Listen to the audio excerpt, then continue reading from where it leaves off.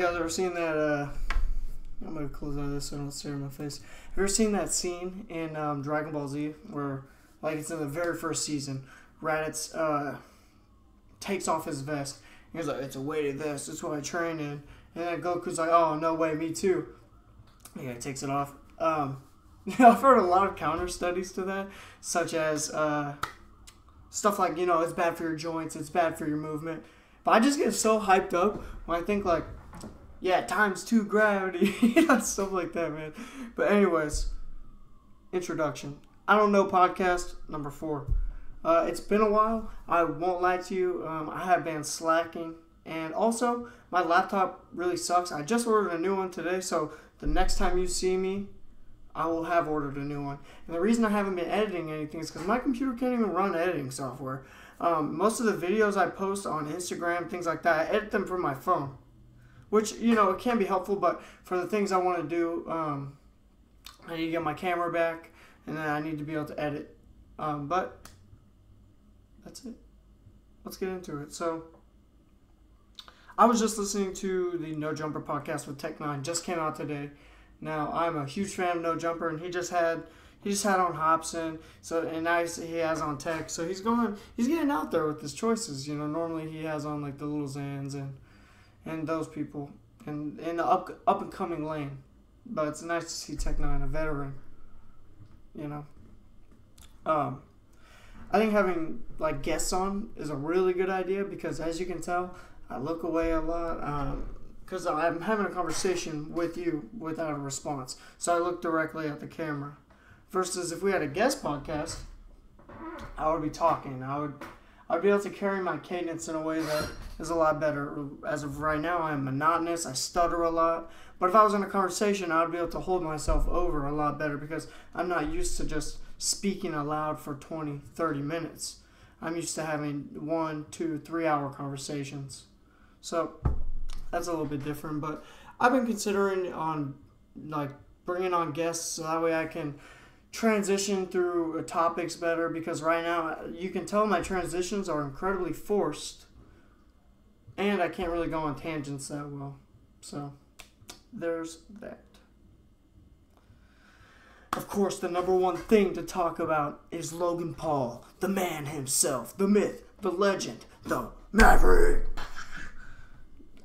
the dumbass, the smartest dumbass of all time. So YouTube just had that whole thing where they recommended his new video, Logan Paul's return, without even people being subscribed to him. So people are freaking out, you know, very obvious YouTube favoritism. You know, that's just how it is when you run a company and your goal is to make money and you lose a little bit of integrity along the line, along the way. You do everything for money. And Logan Paul makes YouTube a lot of money. That guy. There's a thing about crazy people who can come across as sane in a certain way. Like Logan Paul is very obviously not mentally well. But he works hard, I won't deny him that, and he has conversations with people. You know, he doesn't directly seem crazy, he just seems way too high energy. But you don't do what he does. Like, most of the top people, the top 1% of people, do have some sort of mental illness that they just overcome via hard work. But I don't want to call him a sociopath, but yeah. Okay. Yeah, I don't know. Some people have asked me, like, hey, why don't you post enough videos, or do you ever, like, try to get famous? I don't care about that stuff, obviously. Or I would, if someone cares about being famous, you're going to see them post consistently, because if you're not doing that, you really don't care. Now, obviously, I do want everything I do to succeed, but right now, I'm just kind of, like, throwing these out there, trying to get my speaking chops up. I'm trying to get my ability to produce things without the proper equipment to their maximum until I can transition to better equipment. Yeah, like I have video game recording software, but I can't use it because my computer is trash. But once I do have a good computer, I'll be able to post things like that. I'll be able to edit things like that. And I'm pretty excited for that because I love making stuff. And I really love filming things. I like just creating cool looking edits. You know, stuff that provokes emotion without you thinking about it. That's awesome. Like, a lot of people are good at that. I think Jacob Owens is probably my favorite video director. Like, that dude is crazy. He produces a lot of stuff for like the Buff Nerds. That's his channel. Go check him out. So let's, I guess, talk about that vest I was wearing. Sometimes throughout the day, I thought about keeping it on because I didn't want to take it off, which is why I'm slouching. But also my chair sucks because watch. I try to sit up straight and I just lean back. But I keep it on because it's like, once you take it off, it feels a lot lighter. I'm building the tolerance to my traps for squatting. Stuff like that. So, yeah. Someone just came into my house. Probably with groceries, and they're probably going to come into my room. 10 seconds. Never mind. So, well. Oh. It's alright. Thank you. I'm sorry, I don't mean that. You're good. Thank you.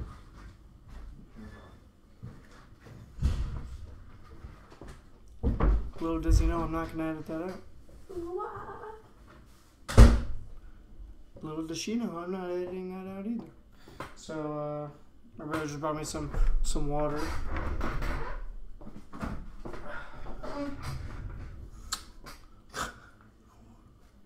Gallon a day. Anyways, so I try to do like, sorry for this chair, dude. Goodness.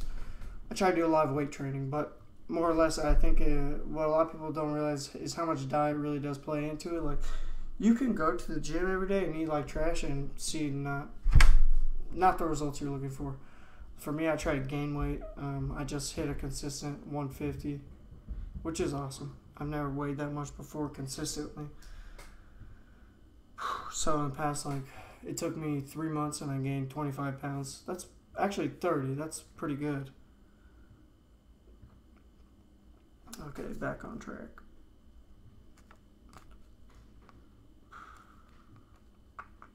So yeah, I drink too much water a day because by the time I started attempting to regulate extra creatine into my diet, because you actually need to, I would recommend anybody supplement creatine in their diet because you lose about 2 grams of creatine, I believe, a day that you need.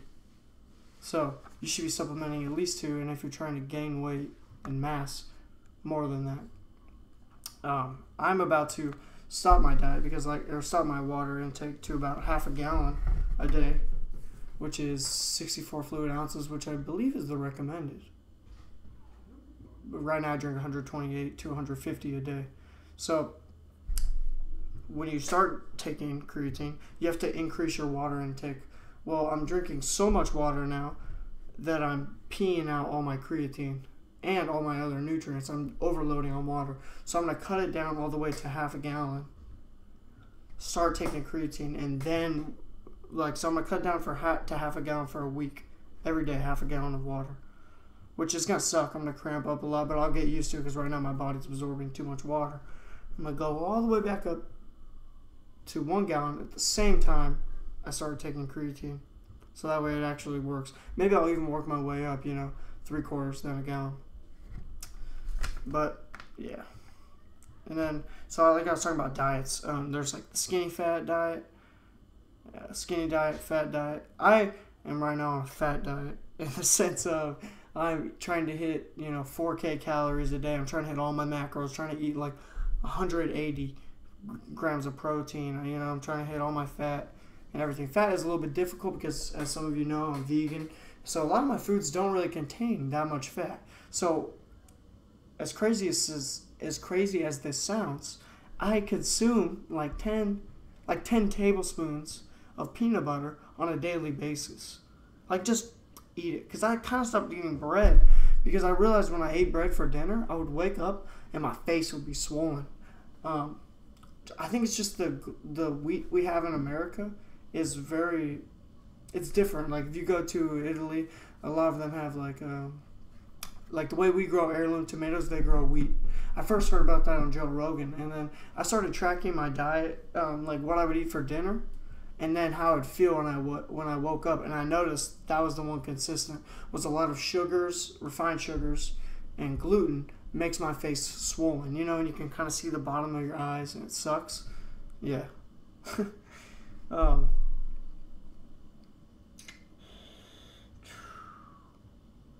What else was I going to talk about? I got a couple topics. I'm going to talk about working a career job at 20, because if you don't know, I'm a blue-collar worker, and I have been for the last 2 years, pretty much straight out of high school. I'm now 20, like I said. I'm going to talk about Instagram. I'm talking about not doing enough in my general life, possibly yours as well. I wrote down old and young. I don't know what I meant by that. And then I wrote down porn. I want to save that. I'm going to save porn. I know I've said in the last two, that's what I'm going to talk about, but I'm going to save that for when I have a person here, because I really enjoy that topic. That sounds weird, but that's a great topic to get other people's mindset on, because, you know, a lot of people don't suggest it. You see a lot of, like, YouTubers going, oh, no fap month or whatever. And then porn might desensitize you, make you objectify people. But on a side note, I was talking to a coworker yesterday. We were saying how, like, he was showing me somebody's tweet where basically porn was super gay. Because no matter what, it's like, if you're watching a dude bang a chick, that's half gay. You know, you're watching a girl on girl, well, they're gay, therefore you're gay. Just something like that. It was pretty funny, though. So I'm going to talk about the career job. A lot of people at the start of where I started, 18, they work at McDonald's. If you're lucky, you work at a place like In-N-Out. Sometimes I wish I worked at In-N-Out, dude. They start you at like $14 an hour. In-N-Out is a really high-paced work environment, but they're treated well, and you get to say you work at In-N-Out, dude. Like, that's the pinnacle of the West Coast. What are we most known for? Los Angeles. But what's there a bunch of in Los Angeles? In-N-Out, dude. Just saying. But, so I started off as an inventory clerk, managing large amounts of raw materials. So, not like, oh, I'm stocking shelves, but like I'm unloading trucks full of raw material, fruits, juices, things like that.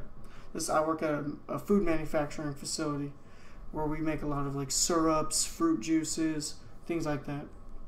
Okay.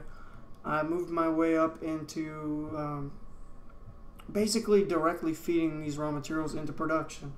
Learning how to use the inventory system that we have to the fullest degree, aside from something a corporate person would be using. And even then, I know more about that system than most people. Very fortunately, because I'm young, I work incredibly hard, and I consider myself a fair intellect. They moved me around a lot and allowed me to train in various facilities. I've worked night shift, swing shift, day shift. I've had about 10 positions there, I'd say, which has been awesome. And right now, I work in this little inventory booth working with the finished product now. I scan all the finished product that comes out, and I manage that, which is pretty cool. I'm like a team lead technically. So, but I work like 80 hours a week around there. I've worked anywhere between 50 hours to like 110 hours a week there. So a lot of people my age and in my social network have a high amount of respect for me because they view me as a really hard worker. They view me as successful in comparison, even though I haven't gone to college yet, which I need to get on that. I'm not going to lie to you, slacking on that as well. But I'll tell you why I don't believe I'm that successful, and why I do believe I have some metric of success. So, as of right now, I make $11.75 an hour. I make less than the average fast food worker, but I work 2-3 times the hours than the average fast food worker. I can make hundreds of thousands of dollars in mistakes. I've worked there for 2 years. Not a lot of people at 20 years old can say they've worked in the same place for 2 years. I've only had one other job besides this, and that was cleaning out horse stalls for Fresno State University, which I was ill prepared for. I know about horses, didn't really have I'd never worked in a formal job before. I know that's weird to call that a formal job. I also didn't have a car yet, and I handled it not well, not as professional as I would have now, knowing how to work with people. But I consider myself successful in the sense of I enjoy working at this company. I love this company. You know, I love going to work every day. I haven't had a day off since Christmas practically, but I don't complain about it because I love going to work every day. Now, it gives me less time to do things. I basically go to work, go to the gym, and I go home. That's it. But lost my train of thought. Sorry, kind of tired. So, let me backtrack for my own well-being. I like my job. I like going to work every day. And I've worked in the same place for 2 years. I consider that a fair amount of success.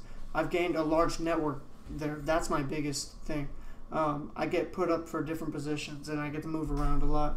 So I consider that successful. Not successful because I hold myself to a high standard, and I haven't started school yet. I don't make a six-figure income. Things like that, you know. So really, it all depends down to your own metric. The fact that I'm happy where I work makes me feel I'm currently successful. Even if it's not as successful as I'd like to be, I don't consider it a failure, if that makes sense. So that's just like my little insight into, you know, working a career job at 20. If I wanted to, I could work there for many years, you know.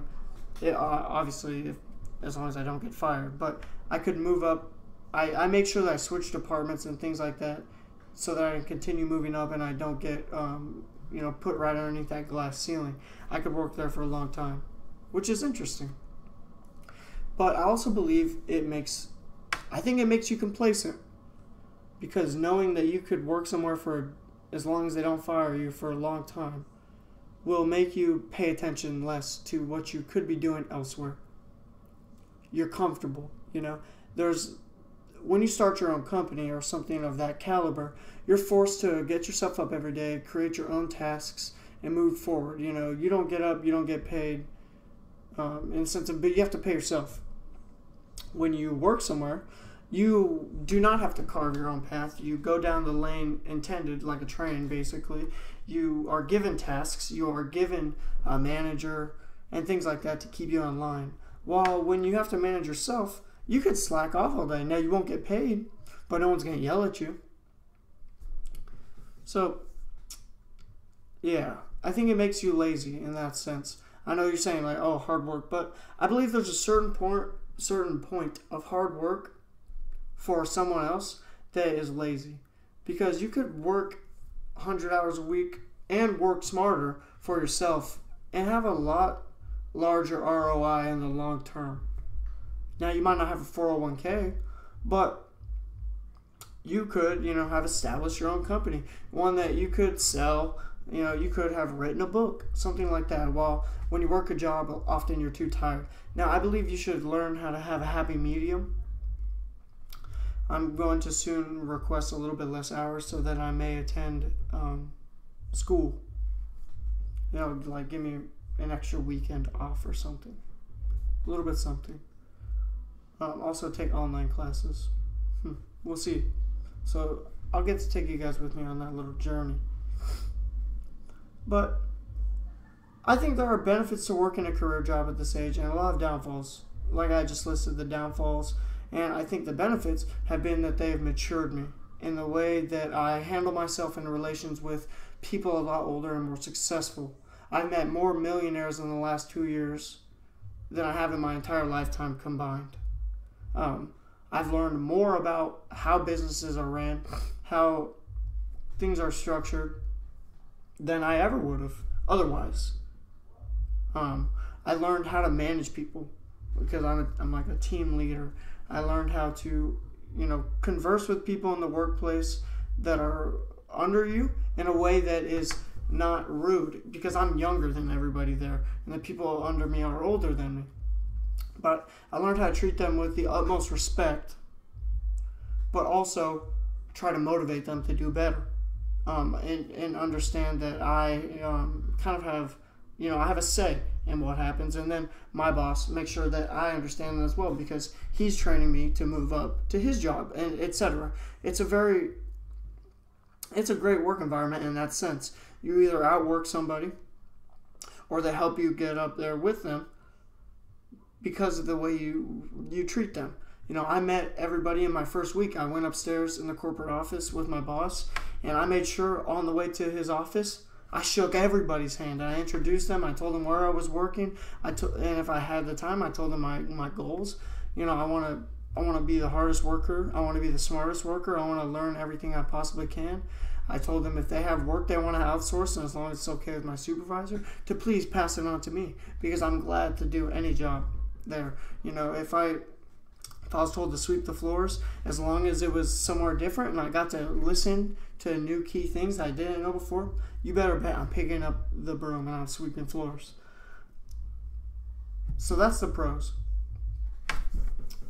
That's really, you know what? Yeah, I'm going to wrap up the topic there. I'm going to bring up this topic again when I have somebody else, because I think my first guest on here, I have a friend, he is in school, and he works at Taco Bell, he works at Target, and he's in school. I think he has a third job as well.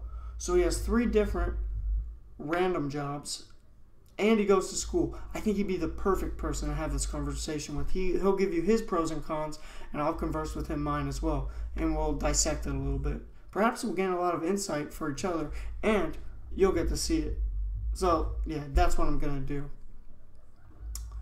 I'm going to move on to Instagram. Yeah. So I run 3 Instagram accounts. One of them is called Freckcole. My name is Cole. I'm covered in freckles. I thought it was funny. Freckcole.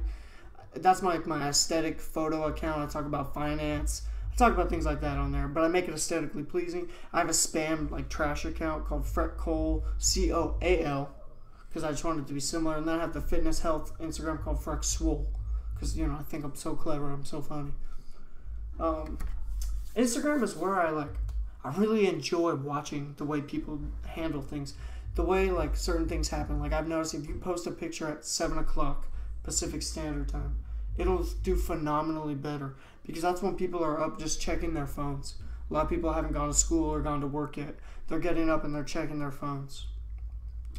Also around lunchtime and around dinner time. I would say 8:30 at night, 9 o'clock at night, it'll do really well, because that's when people are most free on their phones. It's little stuff like that you don't notice, just without thinking about it, but when you do, you're like, oh, of course, that's so obviously the way it is. And then I just like looking at people's aesthetic, not to sound cliche, but Jacob Starr, for example. I want you to check out his Instagram. He's like a hypebeast fashion YouTuber. He resells clothes like North Face, Supreme, stuff like that. His Instagram is crazy. He is such an exceptional photographer and has a great eye for aesthetic and color scheme. There's people like Jaden Smith. He has a great Instagram. FaZe Temper. Just to give you a few examples. But I think Instagram is better than all the social medias combined. It's photo, it's business, it's social, versus you have Facebook, which is the worst. You have Twitter, which is basically just spam arguments. It's weird. Facebook is just hate. I don't like Facebook. Snapchat is just, for pictures. People use it to send nudes, stuff like that. It's a cool app. I would say that's the second best. And LinkedIn. Yeah, I gotta count LinkedIn. I like that one a lot. It's pretty cool for building your network, not as well as just going out there sometimes. Like an internship, something like that. But I think Instagram encompasses all of them in short-term storytelling and just has the most power to it. Let me know what you think, but that's what I think. And then I'm going to talk about, I wrote down not doing enough. So, in life, all of us, we set goals. We set certain things to accomplish by certain deadlines. We set to-do lists, things like that. And sometimes it can be rough, dude. especially when you work a job, you go to school all the time. When you come home, you just want to turn on your Xbox. You want to go on your computer, watch Netflix, anything like that. And then you get bummed that you followed through this route of escapism and you didn't actually, go through and accomplish these little things. Especially if you have a kid, dude. I know that, being a parent is difficult. Fortunately, I'm not. I mean, arguably that's fortunate, but as of right now, I wouldn't be that good, to be honest with you. But we struggle. It's not just me. It's not just you. Or maybe you're doing really well at that. I don't know. But it can be difficult to achieve all the things, especially if you have a high standard, Especially if, you're over, setting yourself. And then maybe you're setting this many goals and you're in a rut and you only have this much motivation.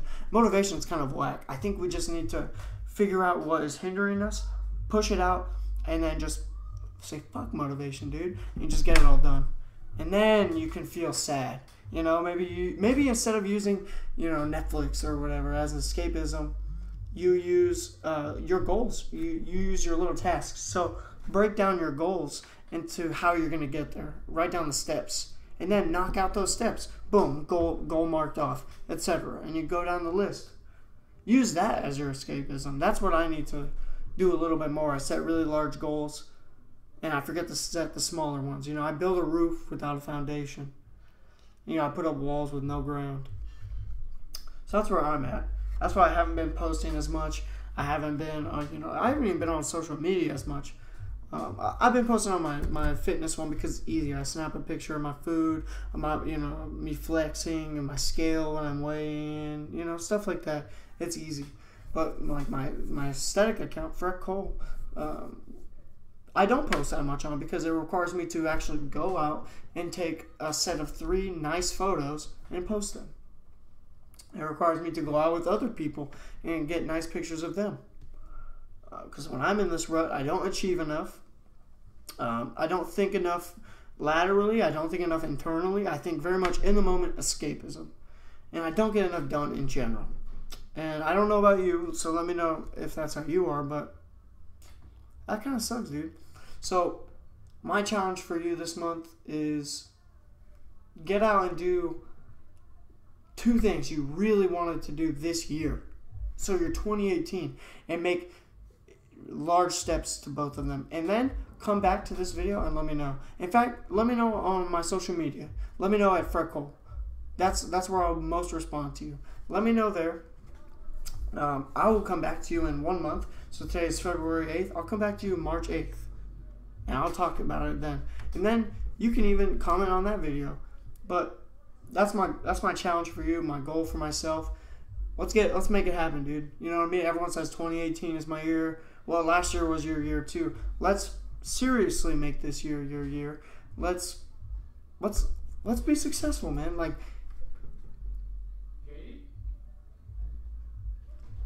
and let's not do that. All right, but that's it. That's all I have for you guys. I'm going to very obnoxiously click my mouse. I'm going to go. Oh, dang, dude! 28 minutes every time. One of these days I'm gonna hit 30 without having to look. But alright, guys. Oh, also, I know this lighting makes me look really pale, and I know I lean down a lot. But how much worse is it when I'm looking over here? A lot worse. Also, I'll start doing these later in the day, and I'll open my window, have more natural lighting for me. Cause watch this. Oh shit. Okay. Anyways, see you guys later. Thank you very much.